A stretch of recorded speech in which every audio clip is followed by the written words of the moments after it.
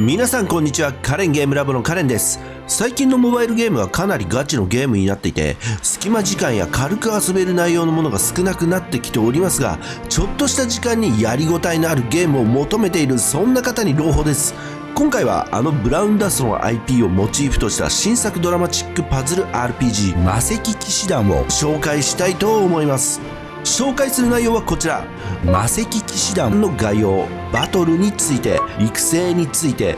エンドコンテンツについて、ガチャの種類について、最後は遊んでみた感想。以上6つを紹介したいと思います。チャンネル登録お済みでない方はぜひチャンネル登録高評価ポチッとお願いします。それでは見てまいりましょう。まず本タイトル魔石騎士団の概要について。リリース日は2023年1月9日。ダウンロード URL は概要欄に記載しておきます。開発はネオウィズ。ジャンルはドラマチックパズル RPG。世界観は剣と魔法を駆使したファンタジー。開発元であるネオウィズは代表作であるブラウンダストは先読み RPG ということで話題となった作品を手掛けているゲーム会社。そんなネオウィズがブラウンダストの IP をモチーフとした新作ドラマチックパズル RPG 魔石騎士団が1月9日にリリースいたしました。ゲームの内容はストーリーモードをこなしキャラを育成し高難易度コンテンツに挑んでいくといったゲームサイクル。バトルは5人の攻撃キャラと1人の補助キャラによる6人編成となっており、同じ色のブロックを縦横どちらかに3つ揃えて敵にダメージを与えていく3マッチパズルシステムを採用したパズル RPG。消したパズルのレーンに沿う形で攻撃を仕掛けるので、敵がいないレーンのパズルを消すと相手に攻撃がヒットしないので、闇雲にブロックを消すというよりかはしっかりと倒したい敵に対してブロックを消す必要が出てきます。ただし敵がいないレーンのブロックを消した場合はスキル発動に必要となるマナの量が2倍手に入る仕組みとなっているので、スキル発動の回転率を上げるということを考えると、敵がいないレーンでも積極的にブロックを消していくのが戦略の一つと思います。さらに3つ揃えての攻撃に加え4つ5つまとめて揃えることで特殊なブロックを生成するなど、プレイヤーのパズルテクニックも求められるシステムとなっております。簡単な操作のパズルゲームではあるものの、かなり奥が深く、生成される特殊ブロックを連結して使用するなど戦略性の高いバトルが楽しめる内容となってます。さらにバトルを単調にさせない仕組みとして、一部ステージでは砲台やクモの巣など邪魔なブロックなどが発生するギミックがあり、結構放置していくと有利なバトルでも致命的な状況になるので、一筋縄ではいかない内容となってます。また特殊なブロック同士を重ねることで大量のブロックをまとめて消すことも可能なので、うまく決まるとパズルゲームならではの爽快感が味わえます。これがかなり気持ちいいんですよね。バンバン敵が溶けていくので、爽快感や連鎖の達成感など脳汁がやばいです。狙ってできるようになったら面白さも倍増します。僕はまだ狙ってやるほど上手くないです。また各キャラにはそれぞれ特殊スキルがあり、味方の回復はもちろん敵に直接ダメージを与えることや、こちらが有利になるように盤面を変更したりと様々な効果を発揮することができます。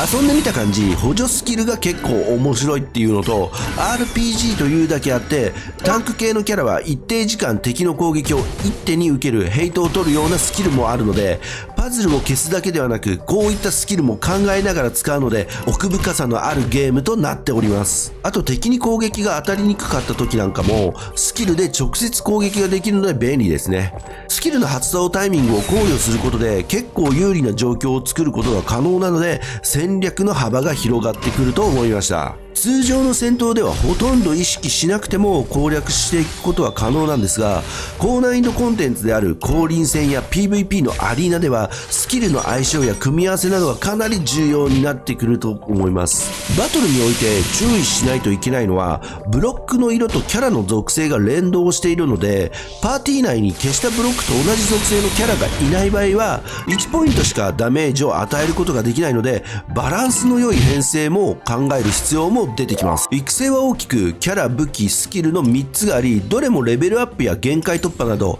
スマホゲームを遊んでいる方であれば馴染み深い育成要素なので、そこまで小難しい要素じゃないので手軽にキャラを強化していくことが可能です。また本作は放置要素も盛り込まれており、キャラクターの育成が楽なのが特徴的です。ストーリーを進めていく冒険のコンテンツにはフリーマーケットという仕組みがあり、自動的に経験値や育成素材集めなどを行ってくれるので、周回の手間がなく、定期的にログインして報酬を受け取るだけで簡単にキャラ育成を進められるのは嬉しい要素ですね。放置によるキャラ育成ってスマホゲームとの親和性が良いので、面倒な要素は放置に任せて楽しい部分だけをとことん遊べる仕組みになってます。そして遊びの幅が広がるエンドコンテンツは、現状僕が把握できているのは PVP 要素のアリーナ、やり込みコンテンツの挑戦の塔、高難易度コンテンツの降臨の3種類で、アリーナは毎日5回まで挑戦することができ、3回勝利することで昇格できる仕様。全部で5つのランクに分かれており、ブロンズ、シルバー、ゴールド、ダイヤモンド、マスターの順番で昇格していきます。それに伴い報酬も豪華になってきて、スキル強化に必要となる素材も手に入るので、積極的に遊べる要素になってます。次は挑戦の塔。1回から100回まであるタワーコンテンツで毎月進捗がリセットされる仕様。また各階層には特殊なギミックが設定してあり、例えば不死では敵が定期的に回復するので回復量を減少できるキャラや、毒ガスではステージ内に毒が散布されるので全味方のヒットポイントを回復できるキャラなどを編成することでバトルを有利に運ぶことができます。そのためにはいろいろなキャラを所持育成する必要があるので、挑戦の塔をある程度クリアできるようになったら晴れて初心者から中級者へステップアップできるような感じと想定しております。ちなみに僕はまだ15回です次は2月に実装されたばかりの新コンテンツ降臨。これはかなりの高難易度コンテンツとなっていて、一筋縄ではクリアできない上級者向けの内容となっております。そのため報酬も豪華で、星5キャラと交換できるコインの獲得や、さらに星6キャラのかけらなどが手に入ったりします。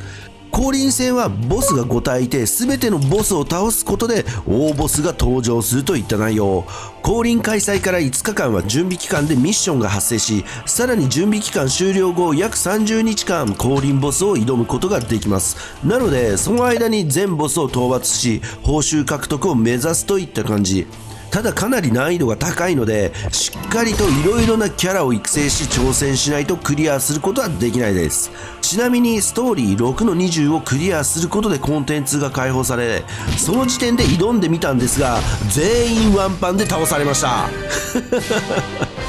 結構強いと思ったんですけどね、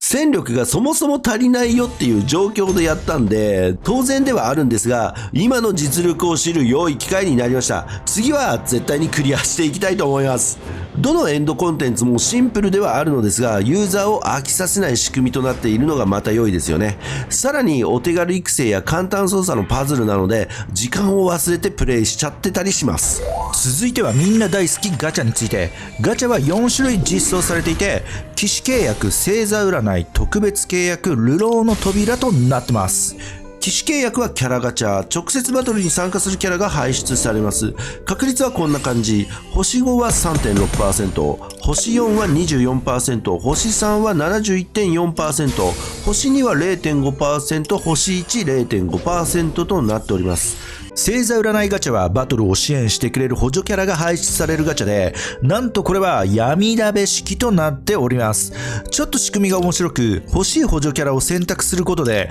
そのキャラとその他素材といった内容のガチャを回すことができます。そのためキャラを引けば選択したキャラが絶対に手に入るといった感じ。ただし選択したキャラのレアリティに応じて確率が変化するので、高レアキャラは確率が高くなっております。確率はこんな感じ。星 5%、星 4、5%、星 3、15% となってます。特別契約はピックアップガチャとなっていて、確率はこんな感じ。星5は 3.6%、さらに 1.8% の確率でピックアップキャラが輩出されます。星4、24%、星3、71.4%、星2、0.5%、星1、0.5% となっております。最後はガチャの中でもちょっと特殊なものがあって、流浪の扉は希少な星6キャラがピッククアップされていて、一定確率で排出される闇鍋ガチャ。1% の確率で星6キャラが排出され、それ以外にキャラのかけらや様々な貴重なアイテムと交換できるコインが排出される仕様。なかなかこういうガチャを今まで見なかったので、新鮮な感じがしました。結果は見ての通りこんな感じです。最後に遊んでみた感想なんですが、はっきり言って面白いです。パズルを通じてバトルをこなしていく感じに最初はちょっと戸惑いがあったものの、RPG としての要素や育成のシンプルさ、素材の集めやすさなど、カジュアルに遊ぶ分にはゲームサイクルがしっかり回っているので、過度なストレスもなく申し分ないといった感じです。さらにそこからエンドコンテンツをチャレンジしていくとなると、しっかり腰を据えて育成を考えたり、素材周回も放置以外に行ったり、やることはいっぱいあって、やりごたえも十分に備わってます。はい、今回はブラウンダストの IP をモチーフとした新作ドラマチックパズル RPG 魔石騎士団についてレビューしてまいりましたが、いかがでしょうか。久々にパズルゲームやってみて面白いなと思いました。皆さんもぜひ一度このゲーム遊んでみてはいかがでしょうか。ということでチャンネル登録はお任せしますが、ぜひもう一本カレンゲームラボの動画を見ていただけると幸いです。それでは今回はこの辺でご視聴ありがとうございました。引き続きよろしくお願いします。